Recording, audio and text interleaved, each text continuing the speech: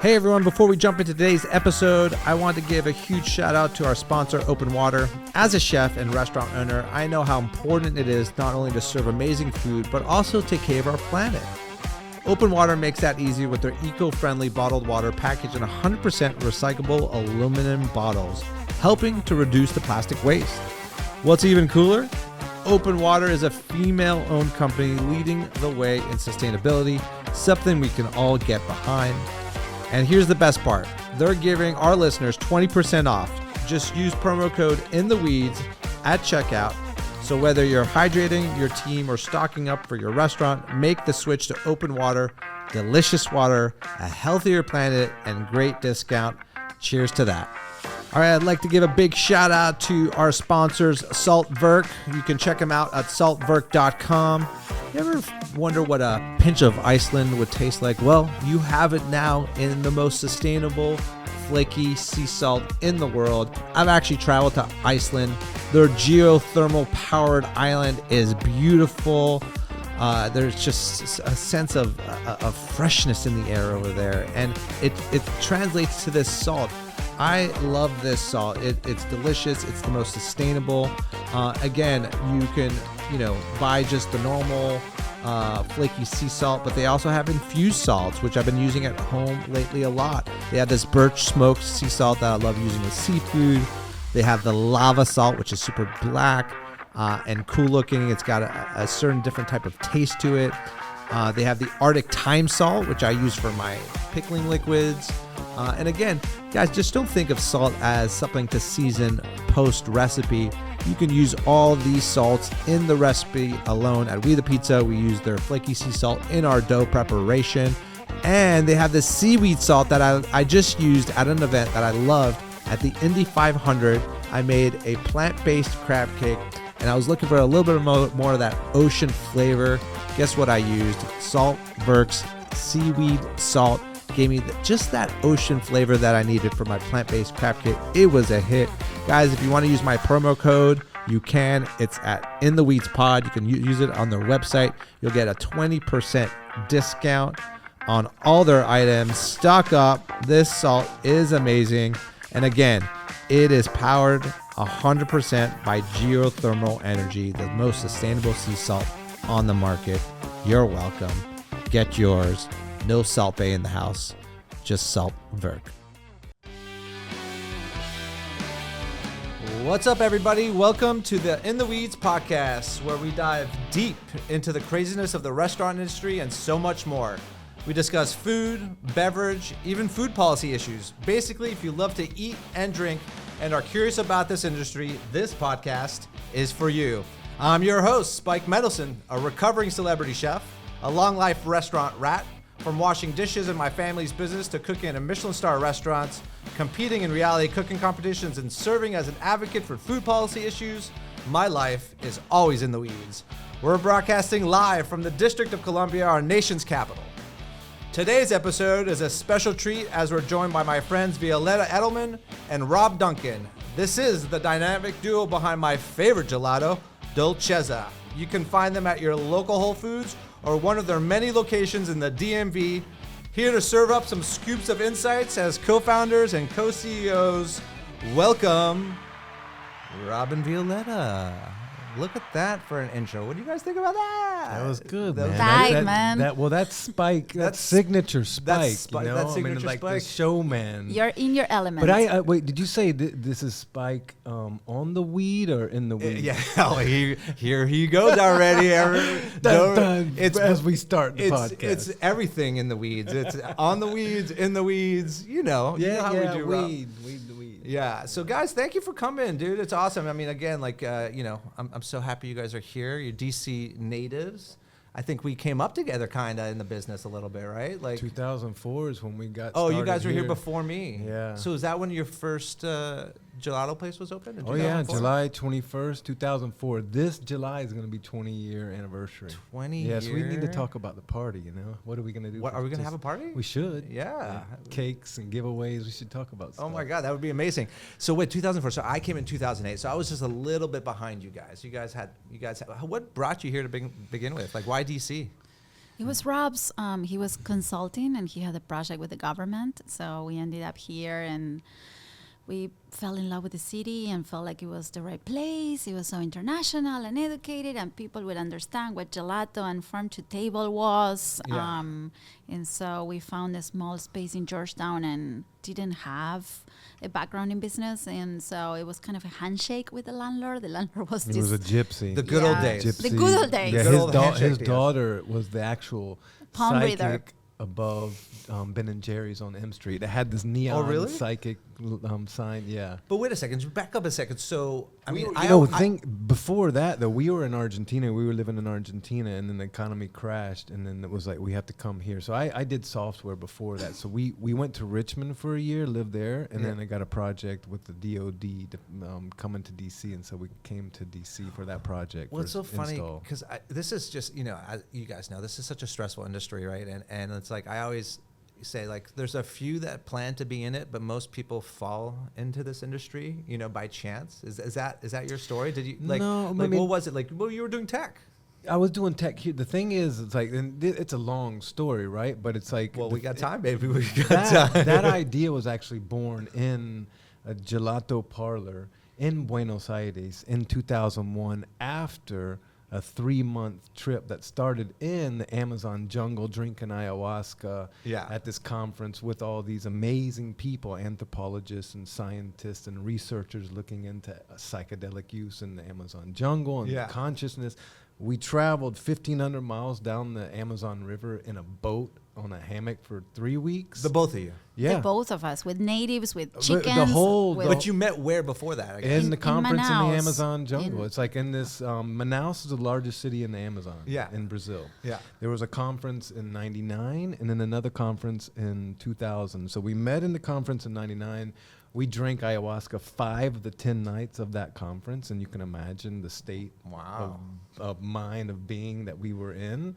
That's where we met. I went back after that conference to Portland, Oregon, told my boss, I was like, I got one more project that I'll do. Yeah, one and more I'm government quitting. contract, or is that at work? No, or, I was doing private, like okay. Trimble Navigation Systems in Sunnyvale, California was my last like implementation of the systems and stuff. And then after that project, I quit, went back down to the second conference, had kept in touch with Violeta from that first one. She came up afterwards. We went back into the jungle. There was like an old, like 85-year-old shaman from a deep tribe. It was really hardcore.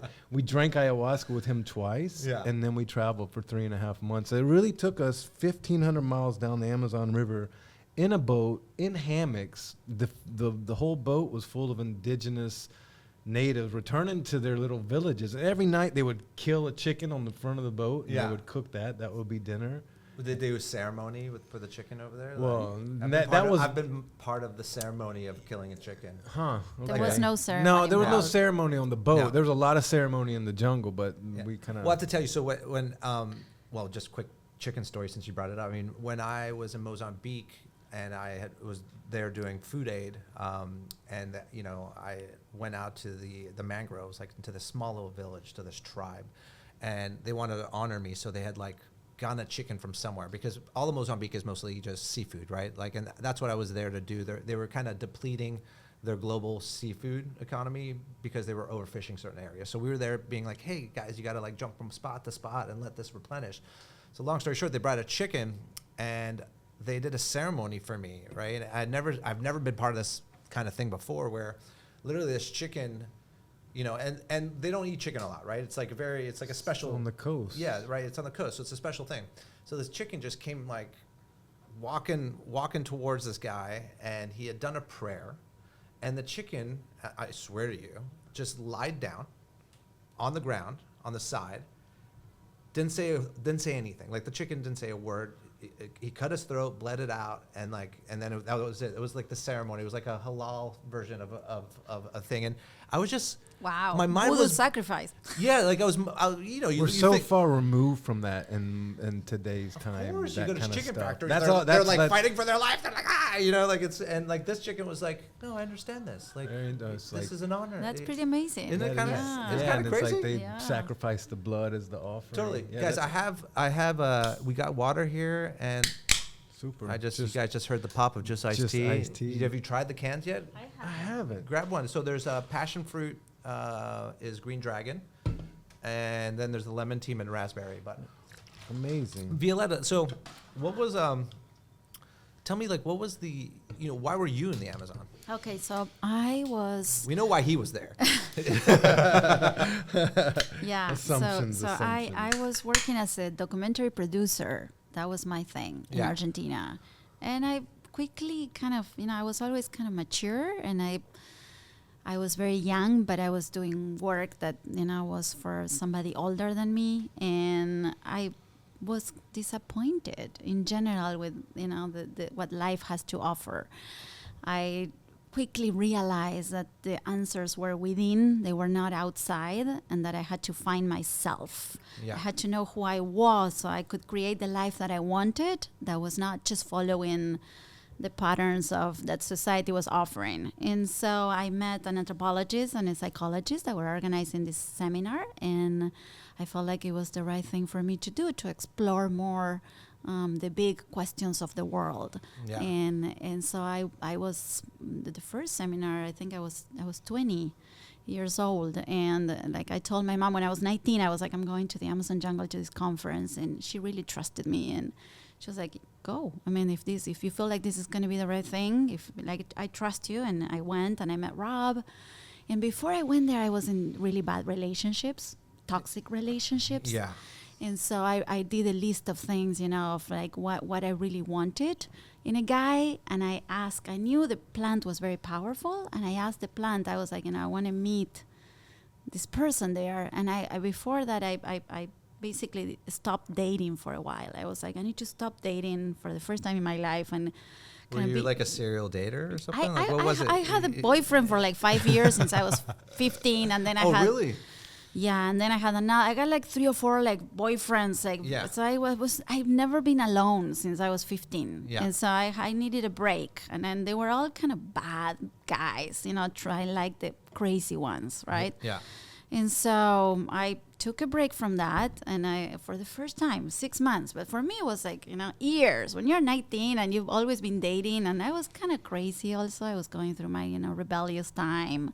What does rebellious time look for you? Sex, drugs, and rock and roll. Oh, yeah. What else, man? That's it. That's what it is. And so that's what I was doing. And then were you into like rock and roll? Were you like? Of course, really? my mother grew up with Woodstock. I grew up listening to Led Zeppelin and the Beatles and the Doors, and just going to concerts since I was 8. Oh, my first concert was like Bruce Springsteen, like Born in the USA, when I was 8 years old. Yeah. Woke me up because I fell asleep. My mom dragged me to concerts, with no money, with just got in, I don't know how, and went to all these concerts. So I grew up with a lot of music. Anyway, good on your mother though to do that, right? I mean, I feel like people need to grow up around music. From out of the Matrix. She's really? She's she's a very special person. A very special. Yeah, person. she was a yoga teacher, so that's kind of like her vibe. She was a vegetarian. I grew up with no white sugar, no sodas, no white flour.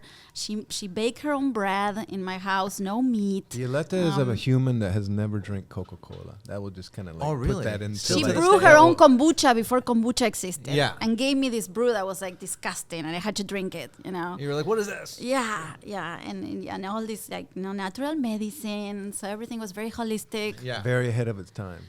Very ahead of her time, yeah. Anyway, so I ended up going to the Amazon jungle and meeting this guy after asking the plant, asking ayahuasca. I was like, I want to find this person that is actually a healthy human being that is going to help me grow and match my energy, and not these people that are bringing me down kind of thing. Yeah.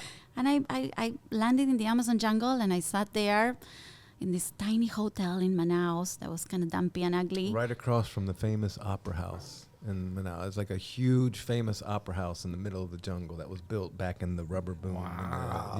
It's very it's amazing. I saw this hot girl sitting on the stairs across the street. I was smoking a cigarette in the hotel where everybody came to Manaus to check in before the conference. Yeah. And I just walked across the street, walked up to her and asked her name. You know, that's not also that's not a typical thing that I would do, but I did. But you were just so attracted. You something, were just there was something something about your was glow. there. Must have been all that no sugar and holistic stuff. No and Coca-Cola. no I felt Coca-Cola, it. vegetarian. Oh, we're going to talk about in the weeds in production, but I'm you know what? opening the tea I think this first. thing fermented, the green dragon. So take a lemon. Yeah. Oh, okay. Yeah, let me smell that one real quick. All right. Okay. The lemon's good. Give me some of that. No ferment. I'll Not drink that a little there's bit of the anything lemon. wrong. No, this one's good. Oh, it's good. This one's good. All right. That There one's must not. be something on the of course, I got the one with the seal that fermented. So Gotta talk this to is Seth. basically like kombucha right now. Call Seth. I'm calling Seth right now. Seth, if you're watching this, got to ferment the Going can down. here. It's We're going going down. down. Production. We could Oh. talk. We could talk about production. Well, I mean, it's like, yeah. when you have a food business, Yeah. I mean, it's especially if you're playing in the world of CPG, it is like all it is, mostly, it's just issue after issue after issue that you telling you have about to it. field, you know? It's Yeah. it's intense. It's an intense It's world. hardcore, this whole in the weeds. It's like, it's not for everybody. And not I for the always faint say, of heart. not at all. No. Thin skin, you can't do it. No. Because it's like, it's very existential. And like, we're talking now on the other side of the pandemic. It was in the weeds before the pandemic. Oh. Now it's got to be something else. in the like, bush. It's like It's in the bush. exactly. It's It's in like the- the bush is yeah, on it's- fire. yeah, it's It's like- crazy now with the. Well, it's funny because food business. I do want to get. I mean, I wanted to unpack COVID stuff, but like one of the things that I love about you two, and I find mesmerizing, is that not many families can work together, not many couples can work together or hold the same title together. You guys do all of that, right? You're co-CEOs. You have your families involved in the businesses. So do I. We know what that means. Yeah. And so how do you pull it off? I definitely work with Cody, my wife, and we have some times. But you guys are in the trenches together. And so how do you balance this? Like, what's the reset for you? The thing to me, it's like and I mean, obviously now I think it's like you have to be conscious and talk about everything, but before that, to me, that the answer to that question is it happens naturally. I mean, it's like when people to me would say, I don't understand how you work with your family, how you work with your wife. I could never do that. My response is like, well, what the fuck you doing with her? Yeah. Or what are you doing? In the sense of, for me, it's all about creation, right? Yeah. And we have this relationship. Now we have 3 kids. We have a family. We have a home. Yeah. We have a business. It's all, to me, it's like creating. And there's nobody that I would like to create things with other than my mate, Yes. my girl, my I like partner. how he says my My mate, mate, my my mate. mate. My I'm bloody like, mate. I mean, this is masculine Where's Rob. my- I've never seen this masculine Rob Where's before. the This is fire? my Many, mate. many faces. Yeah. Well, Many Rob, faces. I agree, I totally agree with you. I mean, I've been in the family business. I still am in the family business. I took a little hot, I took some time to myself to do some of my own things. It was more about just proving myself. But, I tell people, I mean, it's a blessing to be able to work with your family. I mean, It is. 100%. And even through the worst of times and the good of times, it's like, you're going to have those times with partners and strangers if you go into business with them anyways, right? All So the why not time. build with your family? Yeah. Take the licks as they come along, but like that only makes you stronger, right? Exactly. Yeah. And I mean, it's also, it's like, I'm in this life for it all, Yeah. to squeeze the fuck out of it, the bone marrow depth of it, you Yeah. know? And it's like, again, it's like your tribe, it's like your clan, your people, that like, I want to do everything with that group of people. Yeah. you know, and I the was family. I was listening to I think some podcast, and they were saying how now people are dating with these apps, and they do their profiles and they find people that are very similar, and it doesn't work. Yeah. So I think one of the things that actually works for Rob and I is that at the fundamental level we have the same values and we connect, but we are very different. Yeah.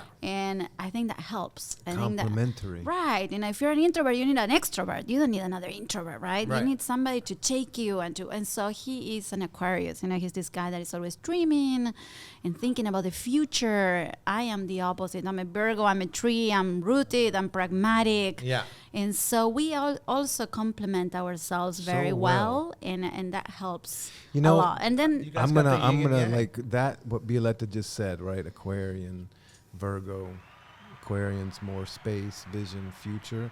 That's my secret button. And then I love it. You should get a lot of sound effects on there, like I'm working on it. I'm working on it. Stuff. That was the cheering sound. The horn. That was I love it. Yeah. But in the jungle that we were originally talking about, one of the first visions that we saw, like shared vision, when we drank ayahuasca. And we talked about it afterwards. After, we go into the jungle, we drink 100 milliliters of this ayahuasca, and you just blast off. You're thrown into an utterly different world than this world that we're sitting here right now having this conversation. And one of those visions was, I saw myself out as like the galaxy, like stars and space, and I saw Violeta down as like kind of the planet. I was being held in orbit by Violeta. She was your gravity. Grounded. And we talked about that, and she was like, I saw the same thing that night. So it was really interesting as far as this shared vision, this shared space that, again, to us moderns, it's so bizarre. You go back and talk to the primitives or the indigenous people, they're like, of course, that's how it is. That's how mind is. It's a really interesting thing, her talking about this dynamic that we have and being literally we saw this in a vision at the very beginning when we were just getting to know each other after 3 days of knowing each other. Really interesting. At the beginning of time, like when there weren't restrictions and people were just doing whatever they did and they tested things out, it feels like that's how everything else got created, is through a lot of these visions. Like I agree. Right? I don't feel I think everything that we live inside of right now, it was an idea previously. Yeah. A car driving on the street. We're living inside of ideas. People don't see it like that. We see it as concrete. But there's no imagination to see, that was an idea. That was some guy's idea, some girl's idea. Buildings, cars, planes. Totally. And we're living inside of ideas. And how all it all the time. Works together, it fascinates me. Like, why does grass grown? Why do cows eat grass? Why do they put off a certain emission that the earth needs? Everything is so intelligent. Right? There is sort of this information around us, and suddenly we capture it, right? I think that's what it is, right? Einstein had some, antenna that was suddenly, boom, relativity theory came, and he was like, holy shit, now I understand the universe. But that's a paradigm that is going to change, right? Yeah. We're going to see the universe so differently in like 2 centuries from now. All the time. It's adjusted. It's there's updated. like water on Mars now or something like that. They say, right? Like, it might be life and microorganisms under the surface. It's very, it's humbling. It's humbling, and it makes you feel like you're very small, but you also feel like I belong, and there is meaning in my life, and that helps me. So this dichotomy between like I'm small, so if I disappear, nothing happens, but at the same time, I have meaning in what I do is what I like to bring to my life. And that right there is what every single person is looking for beyond everything. It's like, all the things that we chase after, at the root, at the foundation, is meaning in your own life, and it's like that right there it's like a core nugget, I think, of every human being wants to find meaning in their life and place on this planet. And do you think some people give up on meaning? I think a lot of people give up on meaning. Most people give up on meaning. Most people don't even understand. Most people would actually like scoff or laugh at you even for having the conversation of that. But it's so fundamental. And the thing is, going back. But don't we need both? Don't we need both what? We need people that are striving and looking for meaning, and we need people that are maybe not really. Oh, I mean, you know what? Whether we need it or not, that's what is, and so it's perfect as it is. That's my take, right? It's like there's a lot of people all over the spectrum, But I think when you understand the thing about meaning, you can assign it to everything. Like working out, why we hate working out, but if we tell ourselves, "Oh, I'm really enjoying it. I feel so good," then you like working out, right? So it's very much the story that you tell yourself. Yeah. That's meaning. I hate working out. I hate working out. I know you hate working out, but you like. But here's the thing. You like skateboarding, and I like surfing, and I like to be strong. I like to be flexible. So it's like one of those things that to do so you can do that. I'm sitting up right now. Yeah, exactly. Good posture. My posture is exactly. like hey. All that. It's very important. And once you have kids, the value of longevity and vitality becomes something that's all of a sudden important. Which in the youth, I could give a fuck about that. Yeah. I just wanted to burn it. Fearless. You're like, right. Go to the edge as hard as you can. It becomes different depending on where you are at, kind of in life and on the graph. Well, so how did all this, like lead you guys to gelato, Dolcezza specific? Why not ice cream? You know what I mean? So after that Odyssey trip of 3.5 months of all through Brazil, took a plane from Sao Paulo to Buenos Aires, where Violeta's from, and the very first night she said, let's go for a walk in the neighborhood. We crossed the street, went into this place called Fredo, which is like a popular gelateria down there still to this day. I had Swiss chocolate, dulce leche chip, and then I looked at her and was like, oh my God, this is the best that I've ever had. We should do something like this in the US. Yeah. And then and that's the story. That's where it comes from. Sometimes it's just as simple as that, right? Yeah, well, it was a moment in which, there was a lot of opening and magic and ideas were possible, right? Yeah. So it was a very special time for me and Rob. And that idea came from, there's a lot of Italians in Argentina. They develop the gelato industry, but they add all these Argentine flavors, right? Dulce de leche and a lot of dulce de leche, more than anything, but a lot of other stuff. And so Rob looked at me and was like, I travel all over Europe, but this is different and this is so good and there's nothing like it in the States. And I was producing documentaries. He was a software engineer. So what was different about it? What was different about the gelato in Argentina? Yeah. The texture is incredible and the flavor combinations. I think those two things just make it very good. And there is a culture of gelato like there is in Italy. So every 2 blocks you have like an incredible gelateria that you walk in with all these, 40 flavors and these people that have been making it for generations. Yeah. So it was impressive to him, something that for me was an enjoyment of, every weekend with my family.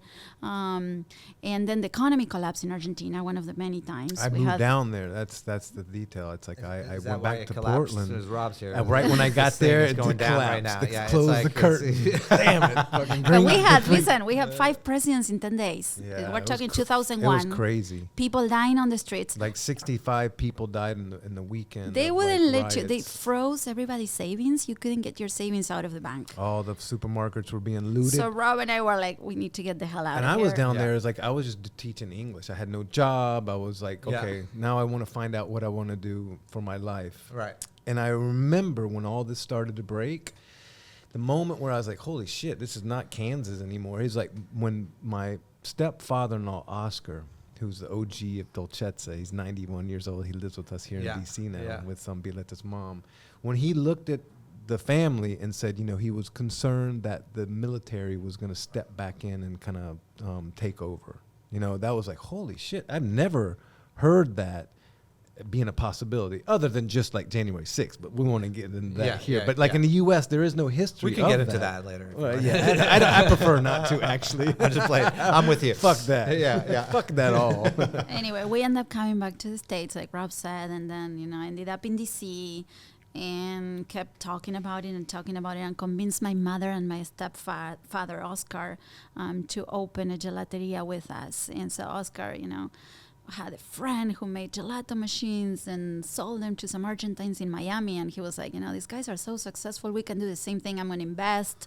He used to say, I would be Donald Trump if I would have been born in the States. Right, back in the old days. But I was born in Argentina. A business dude. Before Donald Trump was in politics. Right. And so we ended up, finding this tiny space in Georgetown, a handshake with the landlord, had barely any money. Rob got a loan from his father, and Oscar had some money for some machines, and we opened up in 2004 without ever having made a batch of gelato in our lives. My mother came for the summer with the luggage to help us make gelato with my stepdad after taking a 1-week course on how to make gelato. And we opened the doors. It's like this is the way that you would never open a business. Yeah. We kind of went that way, and it's like sometimes that's the beauty of it. Well, it is. It's actually the romantic. If you survive, you overthink these people now are just like, to open a business, you got to do a deck, you got to do a presentation, a study for 2 years on the demographics, all the data, and it's like, hey, just get your place open. 20 years later, I would say like, I think both. Yeah. Exactly. So you know what? Maybe both. We were lopsided. Yeah. It was pure intuit, pure gut. Let's go for it. This is what we love, which is so romantic. It's the good war stories afterwards. Yeah. But now, 20 years later, having the business of 6 locations, 100 plus team members, we're in the world of CPG. We're national with Whole Foods. It's like, stay in touch with that gut. but also look at the data as well. You got to look. It's funny you say that because We the Pizza now is going on 15 years, and we have no debt. We have no partners. We own 100% of the businesses. Strong. Right? That's amazing. It's super strong. We may not have 50 or 100 locations everywhere or anything like that. But, now is the time I feel it's ripe for We the Pizza to kind of take that next stage in its growth. And, and I joke about the planning and all that kind of stuff, but I'm actually doing a lot of this planning. I'm reading this book from the founder of Panera Bread. Right. We were just talking about Panera on the way here, actually. Were you? So yeah. Ron, I forget how you pronounce his last name. He's now the dude that's doing tate. Tate and kava. Mm-hmm. So he has this book which you should read. It's basically it's called Know What Matters, right? And it's both. You could use it for your personal growth and definitely use it for the growth of your business on how to align and he has this theory of like this future back exercise, right? And he explains it as, his father, for instance, is lying on his deathbed, and I forget, like 80 years old, and he saw his father have full of regret. Like he felt that there was a lot of regrets his father had gone through, whether it was divorce or business choices. I forget exactly. Kind of a life unlived, and it was that moment where he had this epiphany of, hey, like I don't want to be there at that point with having these regrets. So what can I do now, right? How can I figure out what matters the most to me in life right now? So for when hopefully everything goes okay, right? And I'm there at the end of my life. I'm on my deathbed.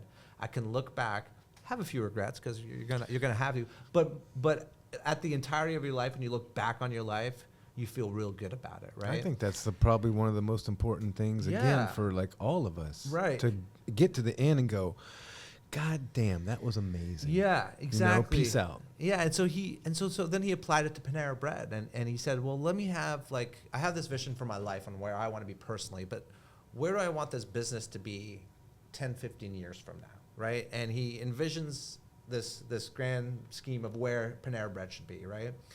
And then he tells you to work backwards, right? All right, so now you have this vision, and now let's develop the concept essence, which is basically the why, is what he explains. It's like, why am I doing this? Like, what are the reasons?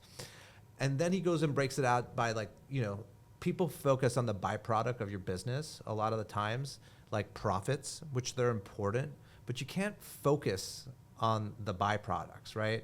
And he breaks it all in these. You should read the book, but it's just so interesting. That sounds like, that is like all of what you just said. That is like, that is 101 of kind of how who we are, as far as like we always say, look, before any idea, start first with as far out of as you can go. No limits, nothing whatsoever. What would in the imagination, and then work backwards, right? Because then as you start to go towards a goal, all the limits and constraints will it's part of the process of happening. And that's, I would love to check that out. And the why is the meaning that we were talking about. Right. Yes. Why are you doing this? If you're doing it just for profits, it's empty. I mean, again, yes, profits are extremely important because in the sense of it's important because that's the fuel that will allow you to realize your vision. Everybody needs money to do anything today. Yeah. So if you have profits, you can then fuel the vision to realize that. Exactly, but if you don't have a strong why, you're not going to end up enjoying it as much, and then that's going to show, right, in your business. And again, it's like that guy at the end of his life, the dad of Ron. It's like that I really, really, really, to return to this, I don't know, 100 times a day at least, as far as like, I'm here to dig this life. Yeah. I mean, that's super important. Totally. And I always say this when we talk to people, is like, when we were all kids, before we got into the education and all the stuff of like, you should become this and all that, we were here, we were digging it, man. We were playing with each other, having fun outside, whatever, all the time. And then we get into school, business, and a lot of people lose that sense of play. And it's like, we are here to dig this life. We're here for a split second, and that's it. First, you need to enjoy it. I don't think people realize how short our lives are sometimes here, right? Like, and for me, it always has been, I think that's why we connect so well, right? It's like, it's always been about having some fun along the way of everything that you're doing, right? That's And the Canadian in you. that's the Canadian. That's Exactly. the polite You didn't Canadian. get the American way didn't seep in. Americans work hard. Yeah, they Yeah, want to bust yeah. your ass. Yeah, they do the best. They live to work, as whereas the rest of the world sometimes Exactly. is you know, they Because there is a connotation in that. having fun in this country that is wrong, you know, because Yeah. having fun is enjoying your life. Yeah. It's not like I'm going to have fun, you know, hey, dude. Yeah. It's not that. It's just like whatever you're doing, are you enjoying it? Because if you're not, you know, what are you doing? Why are you doing it? And it doesn't Yeah. mean that you're not going to work hard. Yeah. Right. You work hard. I mean, that's part of it. Oh, yeah, you gotta You work. always Yeah. have to like push and go deep into it, and nothing's just given to you automatically, you know. So the work part of it and the challenge is part of it. Yeah. But it's like the main thing is to enjoy it and to dig it, you know. That's Definitely why to dig we it. are And that here. has been one of the main motors of Dolcezza, right? For me and Rob, it's like, how do we enjoy it? And how do we have fun? And how do we challenge ourselves at the same time and have this vision that we create and then go backwards and achieve that? Is through going into different stages of the business, Yeah. right? Because if you stay like kind of still, So stagnant. You get oh, it's Yeah, like yeah. the Die. routine kills you, you know, between the children and the business and like, you know, the working out, Yeah. all those things. Did you guys have Yeah. Did you have the vision of CPG when you guys? No, Never. it was another one of CPG those. landed on our front doorstep. It did. It was literally the frozen buyer from Austin, Texas, and Whole Foods came to us and said, "Look, I even brought samples. Said, I want you to try our product." He's like, "No, I don't need to try it. I know it. I've eaten it. I think you got the best gelato in the game, and I want you as a national brand partner for us in Totally. all 500 Whole Foods." You're giving me goosebumps right now. Oh my I God, love that right there, Yeah. it was a before and after moment for Dolcezza. Yeah. It's like before that, I always say, we were playing in the little insular, local, regional family business in the farmers markets. Yeah. And then all of a sudden we got called from the industry, from the front office, and we went for it. And then we were like, holy shit, this is totally different from everything that we've learned for the last 16 years up until this point. Yeah. So it's been a lot of learning for the last 3 Well, years. my memory of meeting your beautiful husband here My handsome, gorgeous husband. is your man, your My man, mate, your my mate, mate. my mate, my bloody mate. It's so clear as day, and this is the impact he had on me, right? And you maybe remember this. I don't know if you remember this, but I went to your location in Georgetown, and I was like, hey, I'm here to talk to Rob. Remember, we were trying to get gelato and we the pizza or something like that. And I walked down this really cramped staircase, maybe. That was the Right? basement To the basement. kitchen. I was like, what am I Somebody doing? could have died. in Yeah, that so staircase. I'm Yeah, like, yeah. what is going on? And I get down there, and you have like, I think it was parchment paper or sheet trays, and or was it raspberries or strawberries? It was one, but you had all this fruit, right? And you didn't even notice I was down there at first, and you were just like, I saw you pick up a piece of fruit, and you like held it up, and you're like, and you set it aside, and then you pick up another one, and you're like, and I was like, wait. Like mad scientist. Yeah, I kind was of, like, wait, yeah. what is this guy doing right now? And he's like, I'm picking out the ones that are perfect for the job. I was like, you're hand picking each piece of fruit for this gelato, and you're like, yes. And I was like, man, I was like, this guy is the real deal. You know, I was talking to like powdered gelato companies and like all this kind of stuff, and I came across you, and I was like, I fell in love with you right away. I mean, the ingredients matter. You're already That's taken, but I did fall in love with him that moment there. plenty of, what is it? The bromance. The bromance. The The farmers bromance. and the chefs. I have Yeah. a lot of those Yeah. because of that common thread But of that insanity. was big time part of your success, right? Like your sourcing story Still is. Still is, that's right? that is the DNA. That's That is, the right? DNA of That's the your product. essence, right? That's 100%. Yeah. We still yeah. work with the same farms. We're still getting raspberries from the same farm in Virginia I for used to the go to last 20 years. McLean Farmers Market from that little 300 square foot kitchen. We had an old Volkswagen Bug, and I would go every Friday to the McLean Farmers Market with the Chuck Geyer, the farmer of Westmoreland Berry Farms, and fill up that Volkswagen with fruit, with the berries to take it back and work with it. Because there's an incredible farming community in the Mid-Atlantic. Yeah, and so and the rich. farmers that we met at the DuPont Farmers Market, they're doing some incredible stuff with Yeah. soil, regenerative They're farming. revolutionaries, man. Yeah. Yeah. What they're doing, their vision, their passion. I mean, it's like if you think that us, like the chefs and the people in the industry, they're crazy. We're crazy. We're crazy. passionate. Crazy. We love it. Yeah. That's the whole other level Yes. of depth to it. I totally agree. The farmers of the land, amazing. So we learned so much from working with these farmers. Yeah. About food, about growing, about soil. About flavors. They don't get enough credit. No, They don't get any credit. It's a shame. They don't man. get any credit. They get it's the opposite. They kind of get paved over, man. Farm, you hear like farming is disappearing. Yeah. It's more kind of agriculture. It's industry that's become a monocrop and large. Destroying the planet. It's very Average sad. farmer is like 50 years old. Yeah. now, or even more than that. I think it's like It is closer very to sad. 60 years old. There's no more young farmers out Yeah. there. But I feel like there's a resurgence. I've been seeing I a think little so. bit of this. I'm hopeful. Me that- too. That people, Cycles. Yeah, and it's not because of urban farming development, because that's not. Let's be real. That urban farming is Very small. is gardening. Right. Right. Exactly. Right. That's Like, not going to it- feed the. it- That's not going to feed the people. It's not going to feed the people, and it's good because there's so many good reasons why you should grow your own garden and get your kids like their hands on the dirt and getting their seeds going, which is, by the way, it's time to do that now. Oh, I got as you know, sprouts. Oh, I bet you got many sprouts. Oh, beautiful sprouts. Beautiful sprouts. What are you sprouting this season? It's called GMO, which is, I know, in the food industry really bad, but it's actually garlic, mushroom, and onion. It's a variety of cannabis that's just like brilliant. So Oh, really? It's a cross of this old school Virginia strain, I think, like some called Kim 91. Yeah. The Grateful Dead show 91 is where those seeds come from. Oh. Legend has it crossed with the cookies, which is, I see your sticker. Yeah, this guy, I've been there. working with him. Burner. Yeah, you know Yeah. Burner. He's Yeah. great. He's great. He did like a this is our plant burger collab. So he did he came up with this shake. It was a creme brulee banana creme brulee shake. They have always the craziest names. I know. Oh. What do you mean? Like Creme brulee, but yeah. I mean, yes, they are named, but there's literally like charred sugar on top of it. It tastes like a banana creme brulee. I mean, it was pretty amazing. And your brother Coletti went out there, right? Oh, yeah, Like that's- I've seen him on these like shows that he's been doing. He's so good. He's so great. He's so good. I never knew that he was that good. Just kind of talking and laying down stories. Big shout out to Mike Coletti. He just did a Yeah, I love podcast. Mike Did Coletti. you see he had this huge he just did a brunch party. I swear, I don't know if you saw this, but he was wearing the largest fur coat on the line. Oh, I mean, didn't like, see that. He's Oh like, my God, he's like just, Jersey, him and he Burner represents Jersey were so like well. paired, a perfect pair, by the way. Yeah. I couldn't tell you how well they got along. But he's into food. Burner's into food. He has a compound out in San Francisco. He's had us out there to cook a couple times.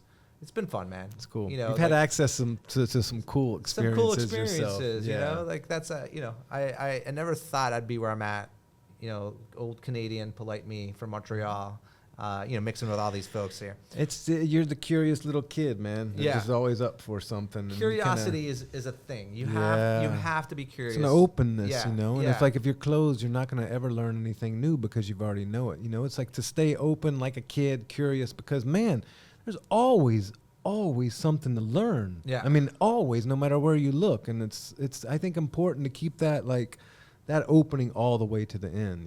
Yeah. So tell me, so you guys, Dolcezza, why the name again? So the name comes from, we were traveling in Europe and my father was a creative director for an advertising agency. So I went to my dad and I was like, hey, what can we name our business? We were on a train going from Torino to Paris and he started writing down names and we all looked at them and voted and this and that. And Dolcezza was the one that resonated with everyone. So Yeah. that's And the is it a story. made up name?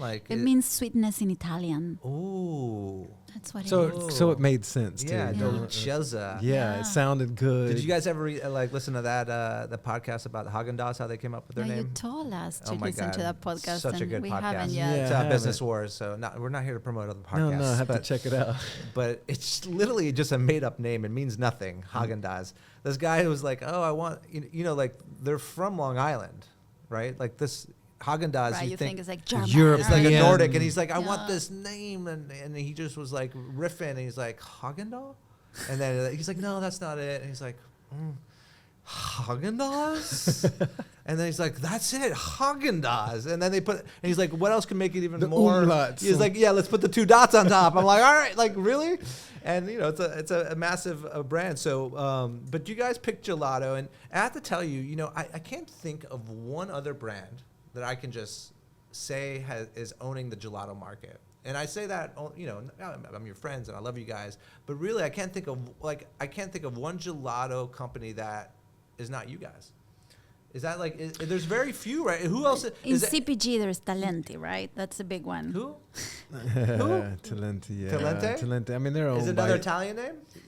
Yeah. Of course it is. It's owned by Unilever. Yeah, it's Unilever as of 2014, right? So you know what happens when it gets into the big companies. Are you afraid of that? Are you? We're too small.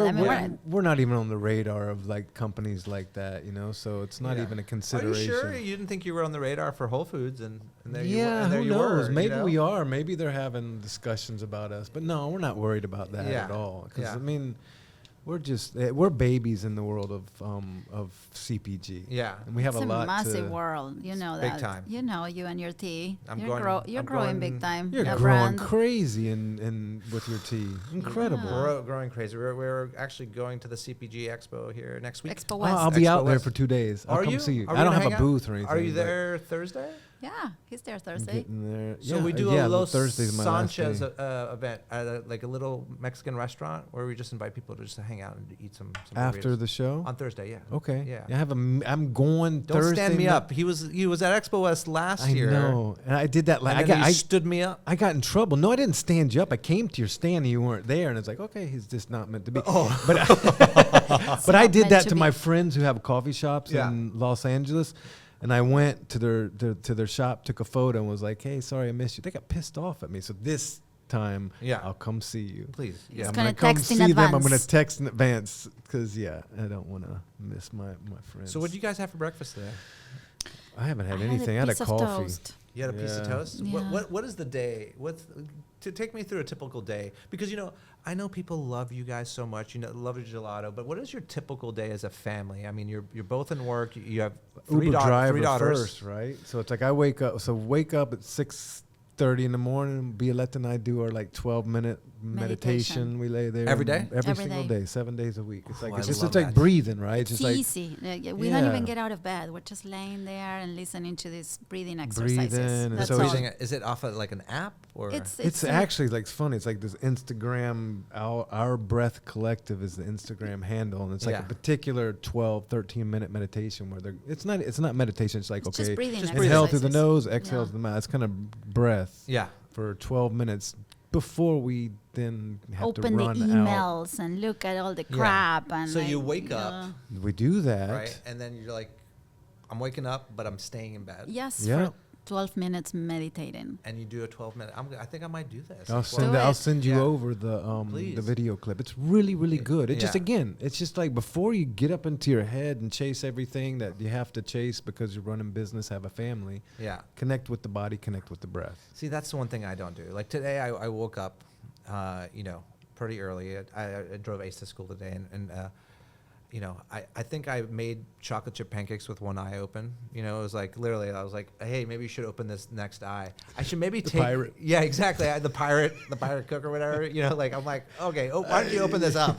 This is unhealthy. But, I think I could use some breathing exercises right when you wake up. Yeah, I think everybody really helps can. you clear your mind and start with good energy. Yeah. Yeah, always, it's like it kind of helps, I think, and just the practical value of it, just getting. You get a little less sucked into the tension, the stress, running left to right, which we have to do. Modern life is all about managing stress. Yes. That's it, dude. That's the key to our lives. I'm taking a big exhale on that one. Yeah. With the devices that we have now. Do you think our listeners would mind if we did a 12-minute breathing exercise right now? Close your eyes. We're so anxious and bombarded by so much crap. And again, when you're anxious and stressed, you can't fucking enjoy it. You can't. It's all about enjoy it. Whatever you're doing, enjoy it. Even if it's something that's difficult, even if it's something that you actually don't want to be doing, you can still enjoy it. My issue is with this stuff is that I'll get into it and I'll do it, and then I'll be like, oh, I'm great, and then I'll go back into some bad routines. We all do. Or some bad habits. That is totally. I have to start to focus on the consistency of my mental. And when to make it simple, journaling right? helps a lot. Journaling. Yeah. There's this guy Arthur Brooks. He has a happiness course, I think, in Harvard, and one of the things he says is journal. and write down your bucket list of things that actually you want to improve, not the ones that you want. We Yeah. all learn from like the bad experiences, right? We don't learn from the good ones. The good ones are awesome, but we learn from the bad ones. Right. So just journal about what you want to improve and go back every 6 months and revisit it, and right? If you revisit. don't write down something, it's really hard to change habits. Yeah. Yeah, I agree with that. It's also. I might need to voice It makes text it makes it conscious, it makes You it might need aware. a what? voice text it. Yeah, I whatever I'm it really is. bad- I'm not good really at bad the speller. journaling. The journaling. I used to journal a lot. Cody does the. You know, my wife does the. You guys know my wife and listeners. My wife Cody Hey, does Cody. hey Cody. We Shout love out you, to Cody. Cody and Ace. She does the journaling. She also has introduced sound baths. Yeah. Sound baths are Yeah, amazing. I've heard of that. Yeah. There's a. You guys should come out and do one with us out in Virginia. There's like this huge sound bath community, and like they have all these different sizes and like Cool. the waves of these sounds Yeah. just going through your It's body. a real thing. The I mean, stress is really, you know. that right there. Again, it's like going back to. And I don't want to get stuck on it, but in the Amazon, it's all about the song. Yeah. All about the songs that the shamans sing. That is part of the vision and part of the curing and the healing is all about the song, which is vibration, which is sound. Yeah. It's very important, very essential, very basic. I heard you got our boy Sahil to go do some of this stuff. Oh, I know. We From ran into Rasa. Sahil It just said- like a month it said ago. it changed his life. It I did. just saw him a week ago, and he's Oh, like, Sahil Rob, is such a he's like, sweetheart. he's like, it changed my life. Oh, I love Sahil. Yeah, shout out to Sahil. I'm like, yeah, what do you he mean? went down and drank ayahuasca in Costa Rica. And Yeah. it changed his life. I mean, again, In a place that you knew, or he just So Rob he- recommended he the was place. going to a place, right? Yeah. And he reached out to me saying, "Hey, do you know anything about?" And I reached out to the OG of like psychedelics, friend of ours, Dennis McKenna, who's the brother of now past Terrence McKenna, and asked him, and he's like, "Don't go to that place. There's like bad reputation." Yeah, bad And so he vibes. said he's on the board of another place in Costa Rica that does it really well. And so then I told Sahil to go to that place, and that's where he went. And said he had the most amazing, profound, deep experiences that he's ever had in his life. And it's like, no joke, man. I say this over and over, and people usually look at me like I'm completely mad and crazy, but it's the truth. I have learned much more on this planet, in this life, from the plants, cannabis, Yeah. ayahuasca, mushrooms, although it's fungi, not plant, but you know what I'm saying, than I have from any man-made erected institution of education, of church, of business, by far. I That get down with is that. all dogmatic. You Yeah. fit into this system, you're a cog in the machine, and you do this. Yeah. It's not about finding out you and your vision. And that's the thing about these plants is it gives you your own experience. Yeah. And that's the only place that you can learn from, not from the teacher, the master, the guru, none of that. Yeah. It's about your own experiences where you learn the most important stuff. So, yeah, Sahil. Yeah, Sahil, good. We're gonna get him on the pod. We're gonna get him on the pod. Yeah, we love Sahil. I love his restaurants too. I Yeah, think he's doing a great Rasa's job. amazing. So all right, back to your. We jump all over here at the In the Weeds Tangents, podcast. This is what- tangents. So you wake up. We meditate, You and then we meditate. have 3 different children in three different kids in 3 different schools. Ooh, by design. No. So Okay. one is in high school, one is in middle school, one is in elementary, and they're all in different places. DC so public we do a charter lot of schools, driving, right? yeah. We Yeah. drive everywhere. Once we finish dropping everyone off, we go to the gym. Yeah. We, get on the treadmill, do some lifting. Very important to lift, right? You're lifting. He's not lifting. No, I'm he's lifting, lifting. man. You're lifting? I am. I convinced him, swore it off. like, With a she back did. brace or I No. convinced him. Lord, no. What are you lifting? Well, I mean, I do like, the 3 like bench press, squats, and deadlifts, and then Yeah. all the other stuff yeah. that supported. Did you know Rob was the captain of his football team in Right? high school? In Georgia. Like soccer or No, Football. American Oh, football. football. I grew up in Georgia. I was the middle linebacker, captain He was of the bulked high up. school. I was the leading tackler of the county. Crazy. It's like, yeah, exactly. So he used to go to the gym like a maniac, Ah, right? man, At that time of his trained. life, and Yeah. eating like the. I didn't know you were like an athlete like that. Like yeah, football. I grew up sports, everything, basketball, Yeah. football. I quarterbacked soccer, my high school baseball. team. Right on. But I went to military school. and it was Admiral Farragut Academy in St. Petersburg, Florida. It was a one. Serious. Florida. It's It like wasn't even football. no, it wasn't. It wasn't even a 1A school. It was like Wait, this was 4A. Oh, okay. That was quad. I mean, Bragging. it was like 2,500 people in our school. You know, it's like hardcore. Lots Totally, of totally. rednecks and country boys. Oh yeah, I could bet over there. Yeah. Again, it was like I guess like I just love to hit people. Yeah. I just love to like just go crazy and like out of control. And Well, hit people. that's why I like hockey. I do adult hockey now, and unfortunately, like I'm considered an old man now. So at the St. James, they have like these beer leagues, and believe it or not, our games start at 10:50 at night.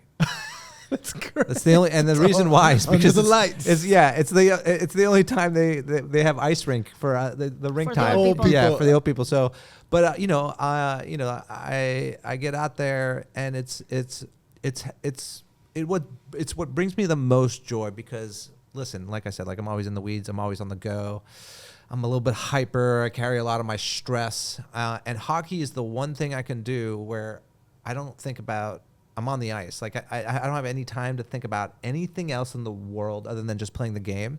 And I love hitting people. That's called flow. Like, I mean, like it's Dude, flow. man. I'm in my flow state, you know. Flow state, dude. I used to be my What's flow your state flow in the state? kitchen, but now like I'm not in the kitchen anymore. So my flow state's on the ice, and yeah, I get a lot of pims out there. I'm Hockey's another good sport for hitting people. yeah, it's a great American football. It's a and great hockey. sport. Yeah. But you got to be careful out there, all right? All you Oh, beer man. leaguers, no hitting in the lower backs. Okay? No, you got to be careful the yeah. older that you get. You know, Yeah. it's just And you gotta it is what it stretch. is. Yep, I- stretch. Well, we do yoga strong. too. Yoga, That's the other thing. weekends.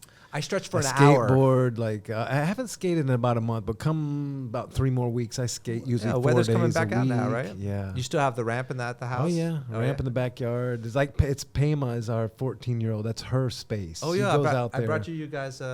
I mean, I'll give you this. Thank I'll give you this you. gift. I mean, we're not at the end of the podcast, so but I did. Bye. But I did. That's awesome. But I'm I gonna did- eat pizza. But since you weren't able to attend, yeah, skate the wake, man. baby, that's all for amazing. you. Yeah, I brought right it. on. I was like, I saved it, and I was like, I'm gonna give it to him. Yeah, I didn't even show up. Yeah.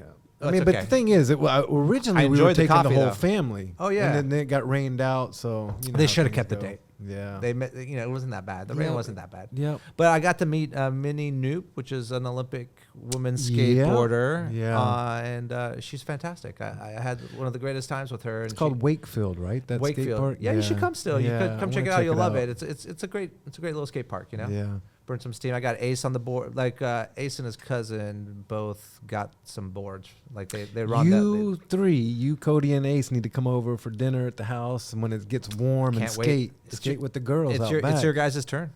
Yeah. It's your guys' It's turn. our We'll turn. host, Yeah, yeah. easy peasy. Yeah. All right, so I want to get back to the routine. 'cause And I- then we go to work after doing Okay. all those things, after meditating and taking the kids to work. First, but the part of that, we School. get to the factory, and then still no emails, no texts, and I'll dial into the shot of espresso on our espresso machine in the factory Union Market. You love pulling an espresso. Ooh, it's like Is it one of your favorite things? one of my favorite. You've dreamed things. about having a coffee. Well, you kind of have that spot over there. You do espresso at Dolcezza, right? Oh yeah, Yeah, of course. Coffee Pro. I mean, it's 60% of our sales. Yeah. Or 40% 40. is coffee. 60% is gelato across all 6 locations. Oh wow! So we have a beautiful. very serious coffee program. Yeah. Well, tell me about the coffee program because I think people wouldn't really know that. Wow. I mean, obviously they do if it's so much of your sales. They know. What am I Whoa. talking about? I'm the one that didn't know it. it's like, tell me about it. No, I mean, it's a coffee shop, gelato But where do you get your shop. beans from? So we've had various roasters that we've worked with over the years, and now it's Unido, and they're roasting in our factory there in Union Market. Unido is a company from Panama. They're Okay. wonderful. They own the farms in Panama, and they bring the beans, and they specialize in geisha. You know that weird. It is like the land-raised Yeah. heirloom variety of coffee. All coffee plants come from what's called the geisha land-raised varietal of coffee. Wow. Yeah, and it's the most expensive, the most rare. I did not know that. Yeah, it's a coffee geek thing. So it's most geisha people don't- coffee. Geisha coffee is That's the interesting to name me. of the variety. I was in Vietnam cooking and traveling because I have a little background in Vietnamese food, and I fell in love with the ferret coffee bean there. Huh?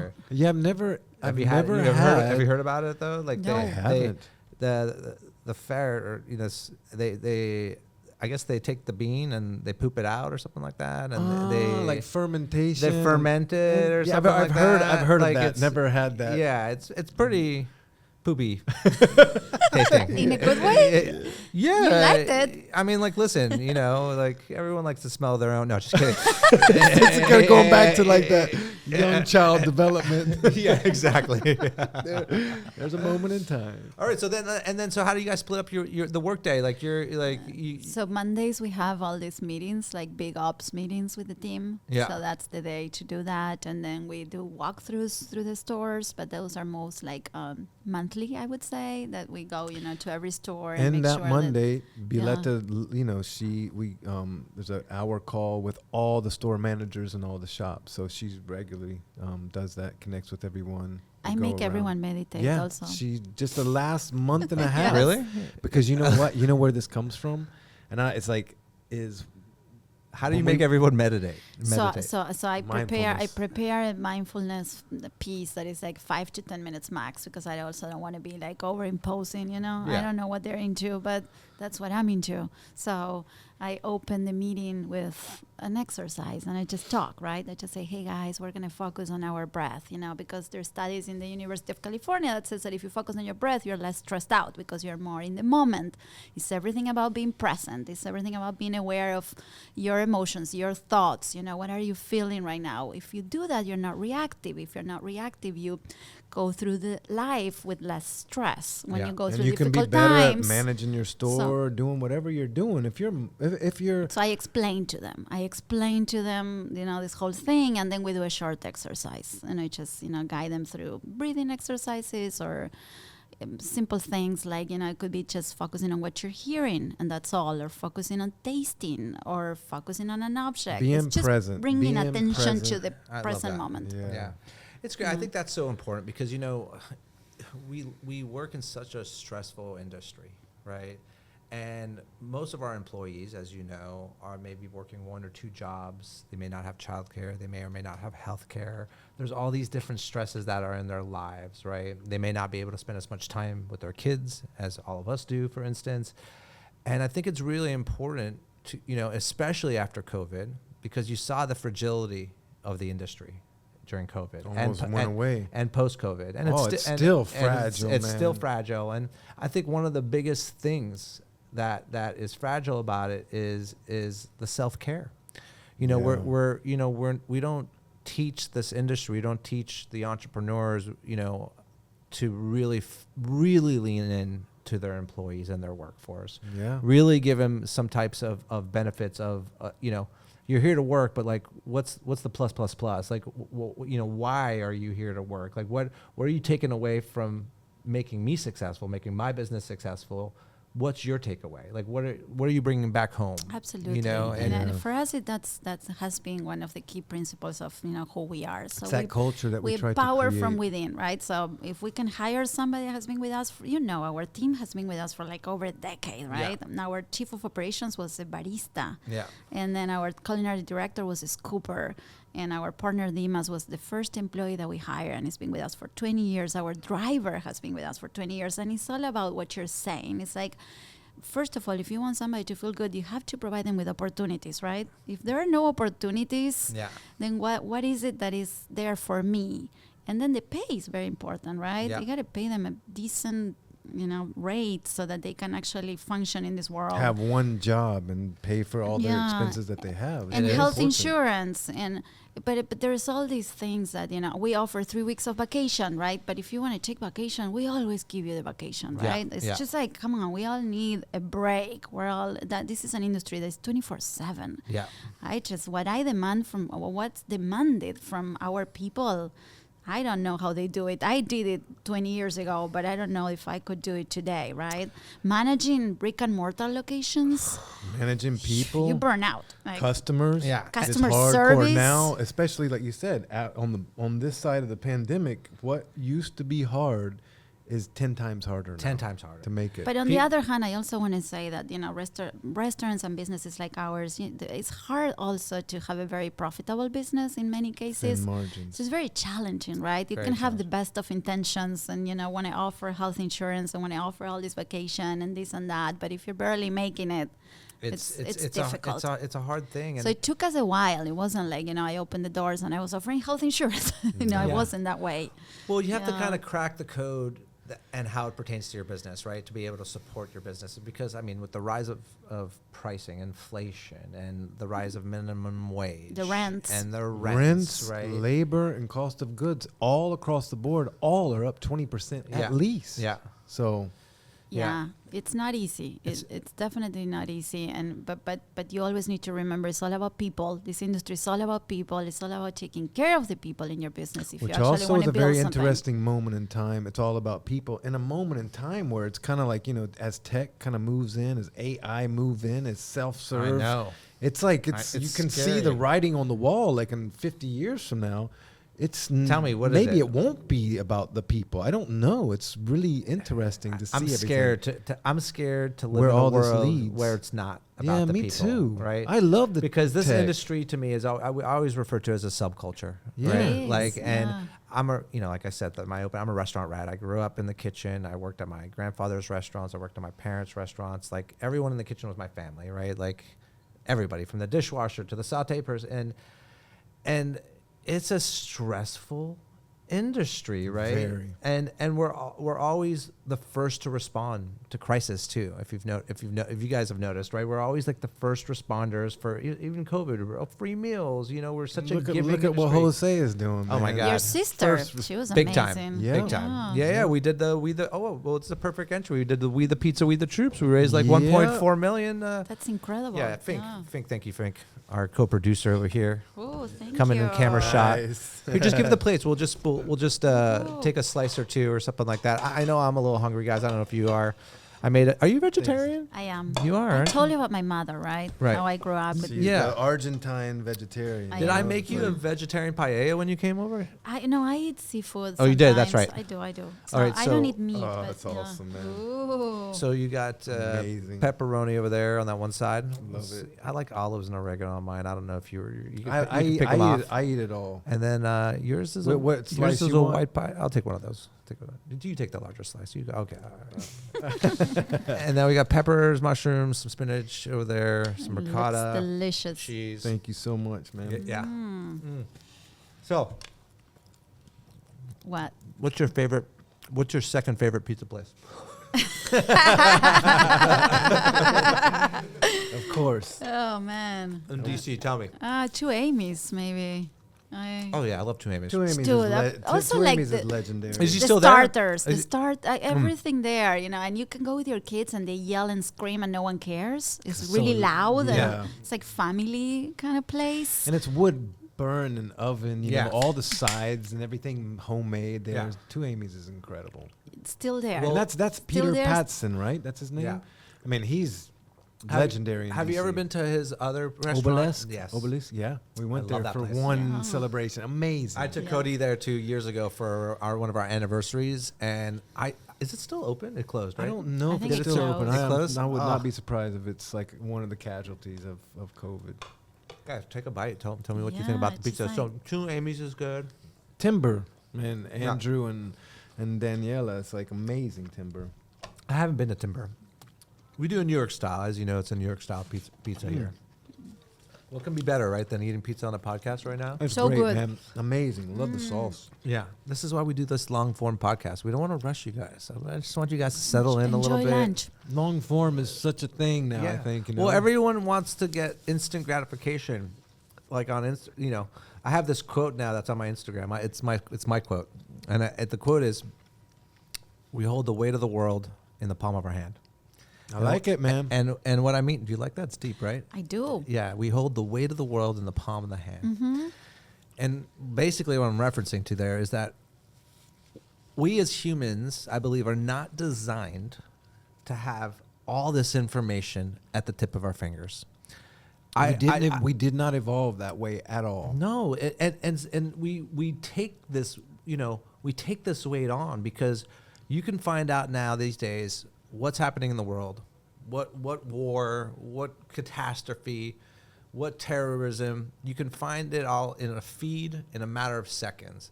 What does that do to our mental capacity, right? What, to me, it stresses the fuck out. I think it's wreaking havoc. I mean, but again, yeah, that's what it is, right? I mean, that's how the world is right now. There's nothing that any three of us could do to change that, right? Guys, grab some pizza. Okay. You know, listen, I this is my hospitality. I can't eat in front of others that aren't eating, but please grab a little pepperoni. It's really good. You're eating shamame. Yeah. Eat. No, that's proven, okay? It's proven that we're bombarded with all this information that is only creating anxiety. I always say, it's like, well, you can't do anything about it, meaning they can't, like, make that go away, right? Right. The news stream. So, got to do something that grounds you. And that's the whole breathing, the meditation, going to the gym, breathing, but also yoga, skateboarding, sleeping, eating healthy, well, moving. You having gotta do real that. relationships. You were talking about, like the machines coming, touching somebody, looking at somebody in the eyes. Real, true reduces human anxiety, connection. That's another thing that, like, isolation is part of the issue, right? Yes. One thing is the bombardment of information, but how isolated we are. Yeah. That's and it's like sad. you're right. We can't do anything about this, right? And it just feels at times it's just coming so hard, So during COVID, I became a big time news junkie, right? And I was on my Twitter, I don't know, 8 hours, total 8 hours a day or something like that. And I was just like, all this information freaked out, and I can't do anything about it. And last month I deleted my Twitter, or X, whatever you call it these days. But put your sound of like. Deleting the Twitter /X. Delete your Twitter. And I tell you, I still do my Instagram and a couple other things, and I still have to be on technology. But I was getting most of my news from Twitter. I stopped watching CNN or Fox or anything, whatever you watch. I stopped watching. When I did watch, I watched all of it because Same. I needed to find out where I landed. Kind of like my thing was like, okay, CNN, MSNBC, Fox, and whatever. All of them are full of shit in their own version, and so you kind of know the truth is not what any of them are actually saying. So you kind of have to like get all the data, and then you come up with what you think is actually going on. Right, which is probably not the best way to do it, but maybe it is the best way to do it, right? Because I think it's better than just believing in what everybody is saying, Yeah. I mean, again, it's like it's a hard thing now to kind of come at the truth of what actually is going on. It's so complicated. There's so much misinformation. So much information. With these devices. I feel sorry for these kids. Like, I mean, digitally wired kids. Yeah, digitally wired. Breed. Everyone wants to be an influencer. It's all short. They all think they can get famous in 2 seconds. They're also viral, anxious about global warming, right? Yeah. It's like, what is going to School happen? Violence. Yeah. Oh my God, the shit that the kids grow up with right now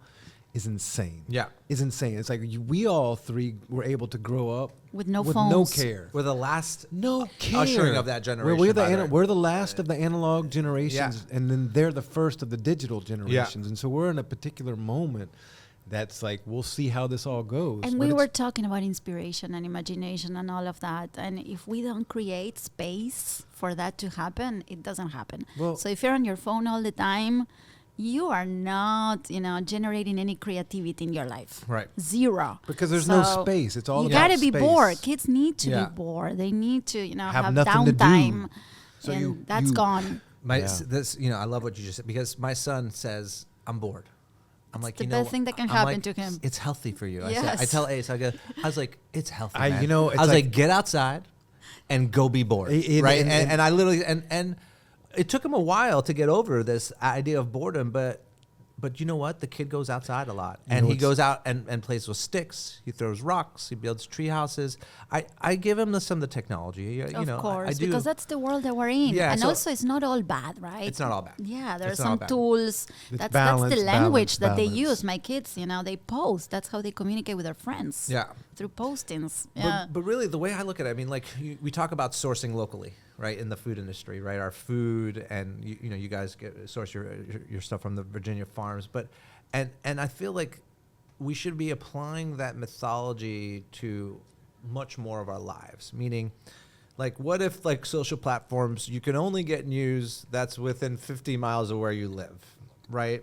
Like, know what's happening in your neighborhoods. Know what's happening with your neighbors, with the businesses near you. Which is the only real impact that you can have, right? That's the real impact you could have, right? That's it. Your It's your local community. ecosystem. Yeah, so like getting back to locality to me is not just about the food. It's basically about getting back to that style of lifestyle and that community, right? And I think that could be the saving grace, because I worry of this younger generation about, we haven't seen the health effects, the mental health effects on. It's like 12, 15 years old. Yeah. That this thing kind of all of a sudden now is part of our experience. Yeah. So we don't know the effects of it. Yeah. And the results and the impacts of it. Although we do know that it's very bad for kids. Yeah. We do. There are already studies. I mean, there are all these studies showing how bad I know, it is. but Mostly you know, there's for no girls. restrictions, there's no regulations, there's no laws, there's no rules. We're in the very beginning of all of this stuff of like like unfolding and to have kids in that generation is pretty intense. Well, I think like in China, for instance, not that they're the perfect country by any means. But they don't let their kids be on social media, right? And if they do, it's all math and engineering. It's crazy to just even like the TikTok over there. I'm sure we've all, most of us have read these articles now, but it's like, let's unpack that a little bit. Like, okay, you created this thing, but your own country is only allowed to be on it for educational purposes. Right. But here we are doing like these. This is what gets me. It's these fucking silly dances, like gosh, the whole thing, it's like so sitting there, like, and I'm like, yo, you are a white girl dancing right now. It's awful. Get off. Like, stop. It's so infantile. Stop. It's so infantile. That's what it is. It's so immature. Yeah. I mean, again, kids. And cool. some are funny, and I get sucked into it. But really, overall, when I really think about it, I'm like, man, this stuff is so. You know dumb. what it is more than anything? Actually, below what it is. It's like it's consumption. That's what it is. Yeah. You know, it's like the whole thing of like we are more than anything consumers, and we're pushed and drove to be consumers, and that's what that is. Consume the message, the image, and it's large. The largest corporations that are on this planet that own those social media and their targets companies. are 13-year-old girls. And they just so want everything likes is and followers. catered to those girls, and Yeah. everything becomes extremely infantile, like we were saying, right? Exactly. And what do 13, 14-year-old boys want? They want to do what the girls are doing, Exactly. right? It's like this kind of thing of like also what's happening with all of this is this like the homogenization of culture, because everybody's looking at the same feed, and so everybody's kind of becoming the same brings thing. down the level And of it's like, things. what is that, man? That's very boring. And Is there a bigger meaning of this exercise on humanity that we haven't undiscovered yet? Like, we're very self-destructive. It's kind of scary to look at humans, right? Well, we've It's like- always been. Human history is very self-destructive. Yeah, It well, you always talk has about been. like the dinosaur age and like the how it, this meteor came, and like, is social media that for us? Like, are we witnessing this day and age? It's What's like gonna remains to be seen. It's I don't destroying know. our workforce. Yeah. You can't get anyone to work for free anymore. And not that I want people to work for free, but I grew up with curiosity, right? And I worked when I was going to culinary school at the CIA, Culinary Institute of America. Big shout out. I was one of the lucky ones. My parents sent me there. But I used to work, for free in New York City, right? And I used to go to Le Bernardin. I used to go to Le Cirque. I used to go to all these high-level restaurants. I used to be curious enough just to spend a night there, and sometimes even multiple nights. And I would just soak it all in, right? And I think that gave me the base of the foundation I really needed to kind of attack the business I'm in, right? But you don't get that anymore, right? And I think that's even why most of these high-level restaurants are closing, is like you can't get that the people, the workforce that whether it's free or not, whatever, right? You can pay them like some type of wage. Hard workers. Yeah, but hard workers. and right? the dedication, right? Right. It's just I'm going to apply myself, and I want this to be perfect. Yeah. Because I enjoy the process. Yeah. And I think the process is what we lost. Yeah. There is no process. When you have instant gratification, it goes from 0 to 100, right? And that's what is expected. And so, when you're all the time on the iPad and you're not outside playing with nature and, exploring natural consequences, you don't know what a process is, and you get frustrated very quickly. Yeah. And I think And that's where you the get issue. the whole thing of I'm bored. Yeah. Because if you don't have to deal with that over and over, then you Yeah. lose your patience Yeah. much quicker. Right. So this I job love to be doesn't bored. work. This doesn't work. That's you where know? most of the big ideas I wish came. to be bored these days sometimes. Violeta's bomb. You know, it's like the thing was like only fools are bored. It's like solo tontos. You know, Oh, it's like if you're bored, it's like only fools are bored. And it's kind of like, you know, there's a truth to it because again, if you're bored, you're not paying attention. But There's it's just, but so much to like get off on and be interested and be curious about. So it's Well, you know, I went on a trip to Mozambique for RT. Right, I've been there twice now. I went once with CARE, great organization doing food aid. How's the pizza, by the way? Wonderful. pizza's Yeah, great. you guys man. liking it? Yeah, Okay, amazing. I just want to plug it in a couple more. We're gonna get to the gelato. We the don't pizza, worry. we the pizza. No. No. So no, we're definitely getting to the gelato. Right? I was hoping you were gonna bring some. I knew Yeah, you were gonna bring some, so I wasn't even gonna You don't ask. show up Yeah. any place. So, you know, and I went with my co-founder, Seth Goldman, fantastic guy. And, you know, we were out there. It took me 60 hours to get to on location. It was this place called Chadamagoma. You know, planes, trains, automobiles, ditches. It was crazy. It was about 8-hour, you know, ride into, you know, these tea gardens. And, you know, our tea is fair trade, right? And we, and it's picked by the villagers that live on the land. And I had a moment, right? And I was there for only 3 days. And I had a moment where I'd wake up every morning, really, you know, I'd do a stretch, and then I'd walk the gardens. And then I'd see everybody coming from the hillsides. They would be coming down to work to kind of get ready to kind of, you know. And I came across a group, and they were really very quiet when I walked across, you know, up into them. And one of them had like a walkie-talkie or something, and it was like dancing a little bit, right? Just like a little something. I was like, hey, put that louder. And I did like a little dance move, right? And all of a sudden, like these 30 people that were around me just like broke out into massive laughter, right? And we all started dancing like wildly in the tea fields together. And I couldn't speak the language. I didn't have like this conversation, but I was just, you know, conversating with my mind and my body. And you know, I walked away from the situation, and you know, that night I was thinking about it hard. I was like, man, these people have nothing. They have no toys for their kids. If they can maybe live in a red brick house, if they get that, they get that. They pick tea leaves for a living. They make an okay wage, not a great wage. But they're some of the happiest people I've ever encountered in my life. That's Africa. Right.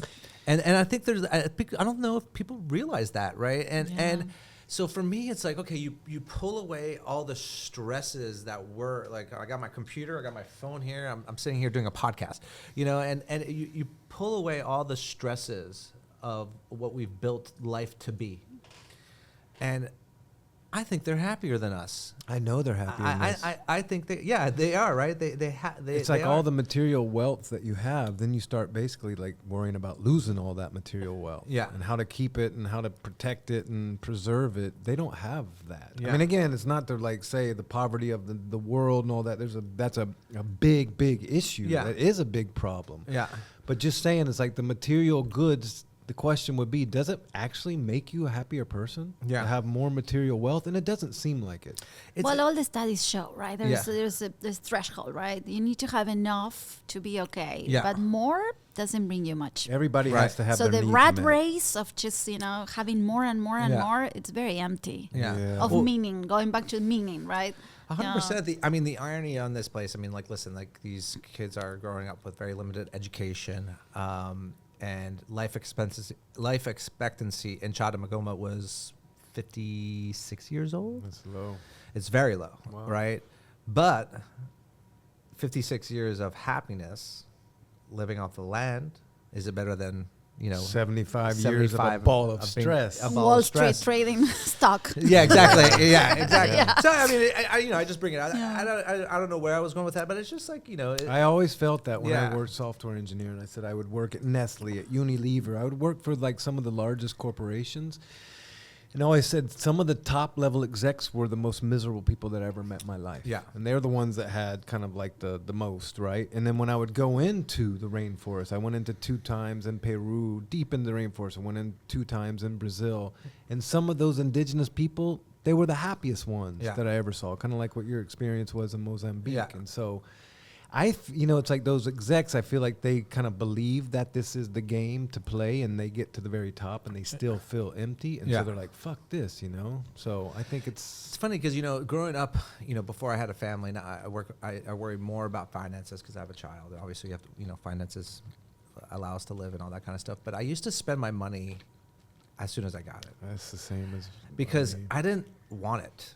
It's just funny. I mean, I want money, but I didn't want to have the stress of having a ton of money because I just felt like there was something weird about it to me. Like it was always something that felt very weird, and I'm still kind of stressed out about that. I think that's like these a days. Gen X kind of thing, Yeah. this whole thing of like don't sell out, never sell out. And yeah. That I was also. But now I have to keep working all odds jobs. So And talk about different generations. By the way, we're looking for sponsorship. Anybody listen? No, just kidding. calling. Okay, guys. So tell me, I've been asking a lot of questions. What do you guys want to chat about? You want to talk about? Should we bring the gelato out a little bit? Should we? Yeah, Sure. let's do Let's it. bring the Bring gelato it out. I'm gonna have one more bite yeah, for the me too. gelato. Are you hoping that the kids fall into the business, the family business, or I mean, I don't see you guys trying to guide them. I to really don't family have business. a I'm strong hoping that- feeling one way or the other. I'm hoping they find their call and they enjoy life, Yeah, there you whatever go. that is. Violeta, tell me about some of while we got this gelato out. But tell me about some of the. I know you do a lot of women's work. Is that the right way to put it? In the DC, aren't you part of an organization? Yeah. I With your mentor. I sister, mentor for. Michelin. Oh well, no. I mean, Micheline is doing a lot of with the Regarding her, Regarding right? her, I'm not very active. Micheline is much more active than I am. I am doing some mentoring work for Empower Women International, and I graduated from the James Beard Foundation program for. What is it called? The WELL program, Women Entrepreneurial Leadership Program. Mm-hmm. And I mentor some people through James Beard. So I try to help as much as I can. But because, Why do you do it? Why do you do it? because I enjoy it Yeah. a lot. Yeah. Because I like to being able to share my experience with people. Also because I suffer a lot through this industry and the growing pains of opening my business, and it was a different time. It was a time in which there were not a lot of women helping women because it was before Me Too. Yeah. And so there was no circles of sharing and opening up and, advising. And so I wish I would have had somebody to tell me, for example, when we went national with Whole Foods, CPG, we went very blind, right? And we made a lot of mistakes. Yeah. And I wish, I would have had somebody saying, hey, this is a minefield. And these are these are the issues that you might face. What were those? What were some of the big ones there? Yeah. So many. But, we started. Cash flow. Yeah.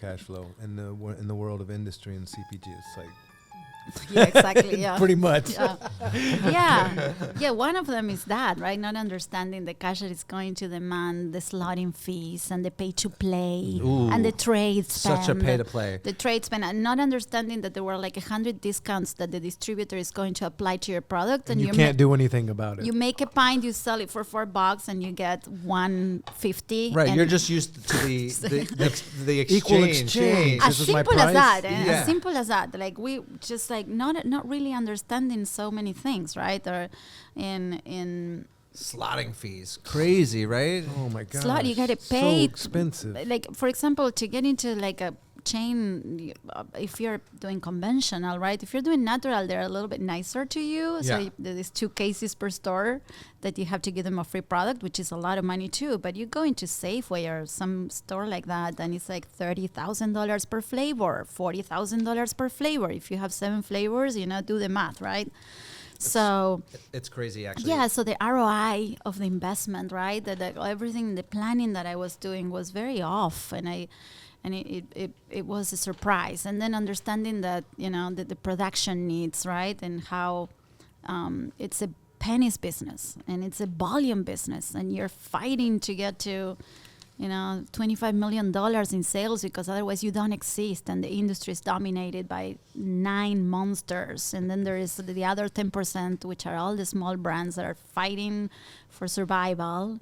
That's a figure that I heard the other day, as far as like 90% of all items in the grocery stores are 10 companies. Yeah, it's crazy. Yeah. So it makes it hard for And anybody else and to they're penetrate. brokered by like 3-4 different companies. They're brokered, but Yeah, they're back. They're the ones that has like the capital. They're the ones that have the supply chain to be able to produce stuff at the lowest cost, and so nobody else can actually come up and compete with them. Yeah. It's very interesting to learn how things work at the higher levels. Right. I wish we could be in Walmart, right? But it's hard. It's hard when you're trying to make a decent product. Yeah. So there's a lot of different We have complications on gelato the here, way. Spike. And We have gelato. We also have our co-producer here, Jason Fink, which he's got such a pretty face. I didn't want him to make me look bad, so he's not on camera. But he's got a microphone. Hi, Jason. Hi, Jason. Hi guys, I just had a question for you guys, because you're talking about scale and technology and social media. And Spike, this is You got to do it again. Oh, There's- sorry. Now Yeah. it's on. You're off Hey mute. guys, first of all, I love your gelato. It's awesome. Thank you. Spike, your pizza's the best. I was waiting. But my question is actually for all three of you. So people love and are very loyal to their desserts and gelato, and they're also loyal to their pizza, almost like in a religious fanatic way.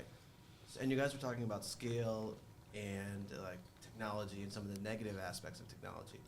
Have you guys all started to use technology and social media to better connect and grow your customer base in a way to like build that brand loyalty, and use it to your advantage to kind of like cut through some of like the BS and noise in the world? Yes, we have, and most immediate in that question, as far as like using social media to connect with the audience. I never really did social media personally. I didn't do it for Dolcezza. 6 months ago, the gal running our social media, she had to step away. And so I stepped in to do, it's Instagram, that gets automatically populated with Facebook. So I've learned a whole lot about what it takes to run the social media channels, and that's the one thing I felt is finally, after 20 years, it is our voice connecting directly to the audience, which is very powerful, and it's a very powerful tool to understand how to use it to communicate. That's something, and it's very different if you have a third-party company that comes in and communicates than if you're actually the founder, the owner that's doing it.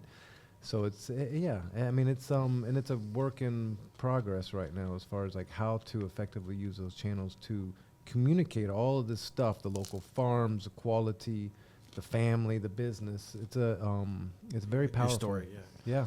So again, it's, And I your think, values. storytelling. That's so important. If you have a good story to tell, no matter what it's about, people will listen. So. I love the crispy noises in the background, because that's crispy sweet pizza. pizza. I It's gotta not finish soggy my pizza. pizza That's- before we eat gelato. Yeah, that Yeah. is not soggy pizza. Yeah, I mean, I think it's a good question. I mean, there's so much to unpack here. I think it's like we could do a whole other podcast on social media and third-party delivery systems, for instance. So, I think now even more than ever, I think I'm hopeful and optimistic that people want to lean into companies that have purpose, right? And I think we're selling pizza. It's our byproduct. Back to Ron. It's our byproduct, but it's not our means to our ends, right? It's people are looking for an experience out of whatever they're buying into, right? Whether it's gelato or a pizzeria or a hamburger place, whatever it is, I think they're looking for an experience. So if you can offer, after they have this dining experience, whether it's at your gelato place or your pizzeria, if there's something for them to be able to experience afterwards, right? If there's a conversation about pizza, that does pineapple belong on it or not, or whatever it is, like a slice of their day, if you will, that they can still engage with the brand that they know and love. I think that's where it comes into play. You're building more brand loyalty there. one of the issues with technology is, and we've talked, many people have unpacked this on this conversation, but like these third-party delivery systems, you have like these huge monopolized companies like Uber Eats and Grubhub. I'm sorry if you guys were thinking about sponsoring me. It's DoorDash. DoorDash. DoorDash is actually. We'll stop you there. Yeah. DoorDash is actually a little different. There's a better opportunity with DoorDash to convert those people to your own apps, for instance, to buy direct. That's cool. But Uber Eats takes a huge margin in an already tough margin business, right? And they don't give you the experience. The bigger issue is that any Joe Schmo can go grab the food and deliver it. They're not delivering an experience to the doorsteps. Like, so our pizza delivery guys, if you're buying pizza from We The Pizza, with our delivery guys, they're going to show up in a nice shirt. They're going to give you the pizza. They're going to open up the box. They're going to make sure, confirm that it's the pizza that you wanted. They'll say, hey, if you want to reheat it, get your oven to 400, 10 minutes to do the job, right?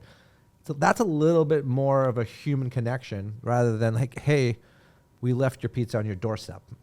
Right, which I hate, by the way. Well, it's just like if you're parents, you're gonna automatically care more for your kids. Yes. Whereas if you're like the daycare babysitters, you're not gonna care as much as the parents or the team that works at We The Pizza compared to like the delivery driver. Yeah, I mean, and then just look at how empty the promise of virtual restaurants were during COVID. And they died. And they died, right? Or like the ghost or these cloud kitchens, Yeah.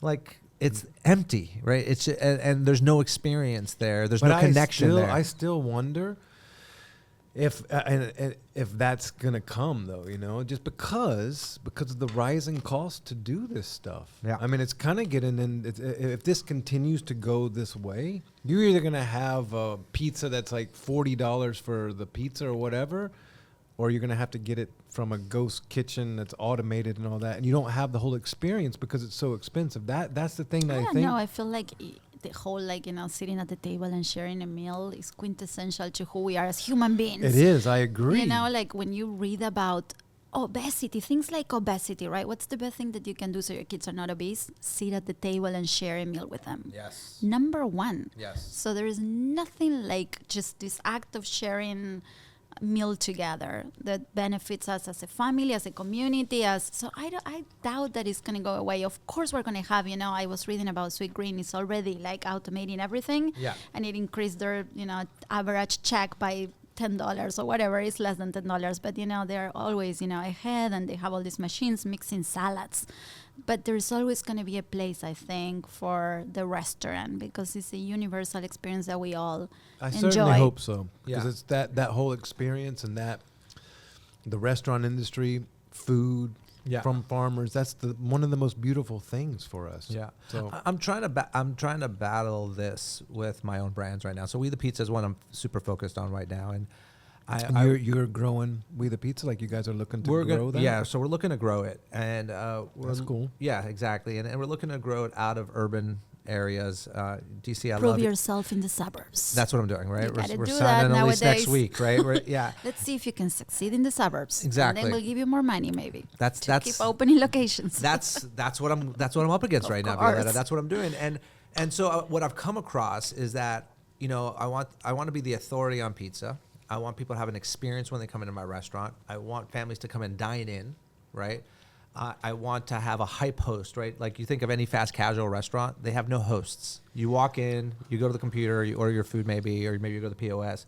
So just think about like when you go to a restaurant, how's it nice someone receives you? So I'm thinking of all these different touch points for hospitality to make a customer feel better when they walk into your establishment. Because with inflation, right, with the rising costs of everything, if the quality of your food and the quality of the experience isn't rising as well, they don't come back. You're going to be dead. So I predict that the Domino's and the Papa John's and the Pizza Huts, which guys I order from there too. I'm not dogging on you guys, but they're going to have a tough time keeping up with price gouging, the price of delivery, and without upping the quality of their food, right?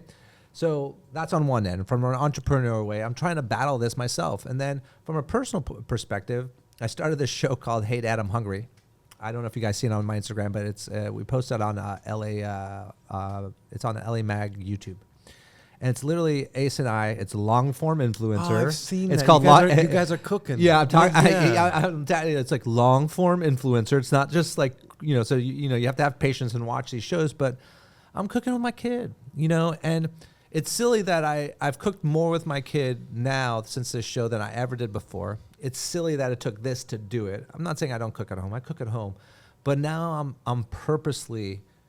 And again, a lot of restaurateurs will be like, stop promoting cooking at home, but I really, it's for him. Like, I want him to see that, like, to get wholesomeness, to understand food. I want him to get his hands on it. And I just want him to experience more of that than ordering food or getting it delivered. And so, I'm taking matters to my own hands, and we'll see what happens. But anyways, let's get to this delicious gelato that I see over here. Rob, why don't you take us through all of this? So kind of a cool thing is, like, we're just now rolling out all the paper packaging that we've got in Whole Foods and all the other grocery stores that we're in. We're in all the local giants, Moms, Yes, Earth Fairs. So you went away from plastic. So we went away from plastic, and so it's just now rolling out into all the grocery stores. So that's something that's really cool. Beautiful. And so these are all 4 flavors that are in Whole Foods and all the grocery stores. But this one, dark chocolate fudge, is a new one that's going to be rolling out to all the Whole Foods come April. So nobody's actually tried this yet. Oh my so gosh. I want you to try it. And This seriously. is In the Weeds exclusive. Yeah, In the Weeds. it is. And the thing is, this is Valrhona cocoa powder that goes into the making of this. So By it's the like way, I am your customer for chocolate on chocolate, because this is my favorite flavor. And that's a new flavor that's rolling out into Whole Foods National.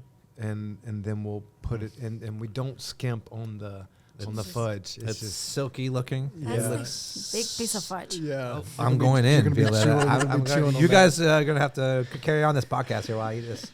Yeah, so you got the coffee and cookies flavor, have stracciatella. That's my gosh. also, and then mascarpone and berries that we brought in too. Wow. So where's the chocolate from? Valrhona. Valrhona. Yeah, it's Wow. Valrhona cocoa powder. So some of the best chocolate that you can get, especially in kind of like I double dipped. Yeah, that's fine.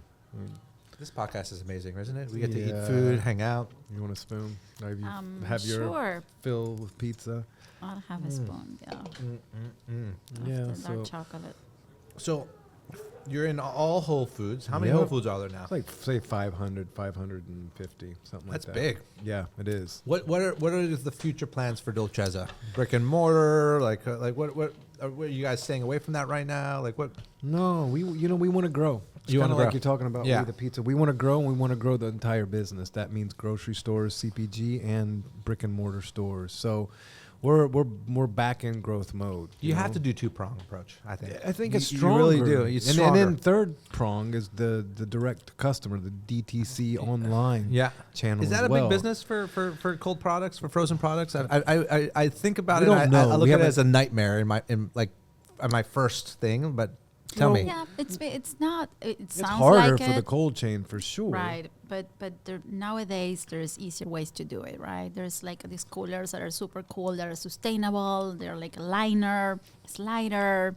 You don't have to put as much dry ice, so you can make it work. But for us, it's not a big business. It's Yeah. more like a marketing tool, more than anything. what is it? What was this one? Mascarpone and berries. That's the number one seller. This it? thing, So good. yeah, is insane. So are these out in the new packaging yet or not? Not yet. Yeah, these are. Yeah, I just saw coffee and cookies show up like 2 weeks ago in Whole Foods. Do you still have old packaging in the market as well? You're There's almost still, out. I would say in 2 months, it should be all the way switched over. It just takes a long time when you're out there in like 6,000 doors out there. And what was the I know why I moved away from plastic, but what was the impetus to do that? Like, was it you guys? Was it like, Oh, it was us. It was us. It Yeah. was us 100%. We wanted It to was move out of us plastic actually forever. against everyone else. Right. Every single person that we would talk to about it said, you don't do it. Don't change Because- something that's working. Right. You have the plastic. You can see They're through all it. but we're like, afraid, investors. Everybody's kinda afraid change. that you change your packaging and you lose sales. And I had all these people showing me like Tropicana studies. When Tropicana changed their packaging, they lost, 30% of sales, and they had to go back to the old packaging. But we still did it. And it has a seal on the product also, which is very important now out there. I think you guys did an amazing job on the packaging. I mean, listen, I've been a big fan of Dolcezza forever. The flavors are always amazing. I am so pumped. When are we going to see this in market? April. So that this dark chocolate fudge will be rolling into all Whole Foods come April. All Guys, stock 500 dark across the chocolate country. fudge. Yeah. There's big fudge chunks in here. It's It's absolutely like delicious. a super earthy, rich, dark chocolate gelato, and that fudge just kind of takes it over the top. What's the difference between, for people that don't know, what's the difference between gelato and ice cream? So it's easy if you remember the word fat. F-A-T. So F-A-T. So F for fat. So gelato has to have less than 10% of fat by definition, right? American ice cream has 15 to 20. 15 So to 20% fat. Yeah. These have 6% fat. So this is Our a healthier dessert. Much Much healthier healthier. dessert. Yeah. Wow. Yep. Yeah. That's a big thing that Yeah. nobody knows. So the A is for air. Well, we could blame obesity in America just on the ice ice cream cream. alone, You could, man. right? It's I mean, you think fat. about all Not- these not- not Italians walking. McDonald's. Yeah. You think exactly. I don't know if that's ice cream. So their soft serve is still really good. Yeah. So the A is for air. So air, like gelato doesn't have any artificial air when you spin the gelato, inject it It's a into much the denser mix. product. If you eat Halo Top, or if you know what I'm talking about, you Don't dip eat the Halo Top, spoon it's Yeah. and it's like pure air. Yeah. There's no product in it. No texture. So it cheapens the product, right? So yeah, this one doesn't have any artificial air, and T is for temperature. So gelato is served at a warmer temperature than ice cream. It's not Because supposed it has to, less fat. right? But and the idea is that it's not supposed to shock your palate. Yeah. Yeah. Well, I think you did the right move on paper, because with our experience here with Just Iced Tea, the whole reason we're launching cans is we're not doing anything in plastic. But I did a food service tour in New York, and I went to all these huge offices, right, like Google and all these massive ones, and every single person told me they're not purchasing any more plastic. So there is this huge change in CPG. Thank goodness there is. There really is. Well, you talk about all these microplastics and all these things that are In the water. Yeah, in the water that are coming Everywhere. out everywhere, just like in packaging. Unfortunately, even the can has a little bit of that, of microplastic. You Everything. can't get away from it. You can't get away from Yeah. it, but you can minimize it, right? Yeah. So I think you guys are doing good. And listen, I could talk with you guys forever, okay? But we're here at dessert. As long as you feed us pizza. Yeah, pizza we'll and bring gelato. the gelato, and there's so many subjects that we could still talk about. I got, and we'll have you on again, because this is only the first season, all right? So we'll have you. You'll be basically the Elon Musk of the Joe Rogan show, where you just keep on coming on and coming on. But I didn't help. Yeah, I didn't. We didn't even talk about the weed that much, but it's all kind of good. proud of us. No. The we'll save it for another. But we are sitting here in the heart of social justice here at DC Central Kitchen, right? We've known this organization forever. You guys have known about them. You've done their events. You've done their food fights. I'm so stoked that they're in this new facility. And for those who don't know, they take formerly incarcerated people and give them second and third chances. They put them through culinary training. And while they go through this, I think it's a 12-week course, maybe 12-week course of culinary training. Pardon? 14. It's a 14-week course where they are able to feed the homeless. So everything that they produce goes to the homeless or people in need, or corner stores, for instance. And it's just a bad way. I've actually hired out of their job placements, because after they graduate, they look for job placements. And we have had a lot of employees come out of here. And one in particular is a rock star. He runs like 4 or 5 plant burgers for us. He actually sits on the board of DC Central Kitchen. So there's these real impactful stories of getting people involved in food industry and how that could bring you out of poverty or your mental, whatever it is, right? I just wanted to give you guys an opportunity to shout out for organizations that maybe you're working with or you've worked with in the past. I know you've worked with DC Central Kitchen, but, what does that mean to you both separately, I guess? Rob?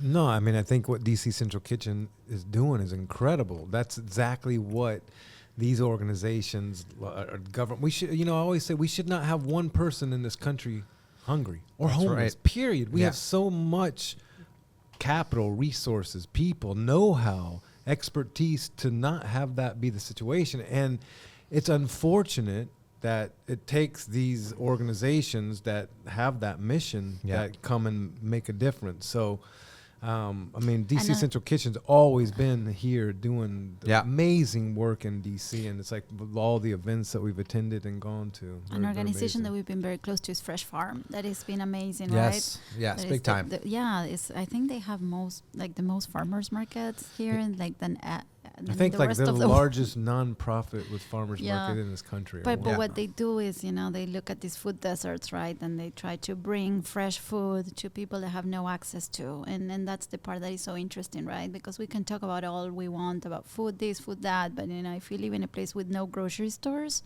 what do you do? Or if the only thing you have is a dollar value store, which is the case in many places. And coming from the farmers markets, when we would be at the farmers market selling, I remember right at the end of the markets, there would be the gleaning. And so DC Central Kitchen would pull up they would get all the produce that wasn't sold at the farmers markets to bring it back to the kitchen. No one was doing it. Exactly. Yeah. They were so out front of all of the people that are doing this stuff. It's really, really cool. Yeah, we have to, we often look at food as a privilege when it should be a human right. Yeah. And I think that's like the base of what they're doing here. So big shout out to DC Central Kitchen. Fink, did you have something? I just had an observation that really struck me is that both Rob and Violeta, you were like excited to eat your gelato, and I think that just says a lot about like the pride of your product. I know, Rob, you were going in for seconds and thirds with the new flavor. Like, calling Rob out on his own stuff. The glutton over here. Listen, Rob loves smoking his own products. I'll tell you that for sure. I grow my own. I make my own. Yeah. It was good to see like the pride and like you actually like really like your product and you like how it tastes and you're not sick of it because you live gelato and coffee 24/7. So it was it was good because I could not imagine doing it any other way. I couldn't imagine like pulling out something that I actually think is complete shit, but here I'm having it and I'm sharing it and all that. So yeah, it's important, man, and it's fucking good stuff too. So even if we say so ourselves. Well, guys, I'm sorry to say, but we're gonna have to wrap this up. Won't be the last time. It won't be the last time. I'm going to do a quick out here, but it's been a pleasure to have you guys on this. Yeah, thanks for like having us in and like this to be the debut of your show, man. It's like, we love you, Spike, man. Course. We love you, your family, and everything that you're doing. And Ditto. And we'll have many more good times together. And I think this is, I think people are going to love this episode. Digging deep into you guys and what you do and why you do it. And all the strength that you put towards your employees and it's just, I think you guys are doing it right, and I couldn't be more proud to be friends. So thank you. Thanks, man. Thank you for having us. All right, we're gonna do this a little out. Here we go. All right, everybody, that's it. In the Weeds podcast. Thank you, everyone, for joining us on this captivating episode of In the Weeds podcast. A heartfelt appreciation goes out once again to our esteemed guests, Violeta and Robb from Dolcezza, for gracing us with their insights. For more delectable details about Dolcezza, be sure to visit dolcezzagelato.com. A special shout out to our fantastic sponsors, Just Iced Tea and We the Pizza. Discover the refreshing taste of Just Iced Tea at justicedtea.com and satisfy your pizza cravings with We the Pizza at wethepizza.com. You won't regret it. A huge thank you goes to our broadcast home, DC Central Kitchen, for their unwavering support. They're just not serving up food, they're serving up real change. Learn more and get involved at dccentralkitchen.org. To catch up on past episodes or to subscribe for future ones, head over to In the Weeds Pod, Apple Podcasts, or Spotify. The kitchen may be closed for now, but the conversations never stop. Until next time.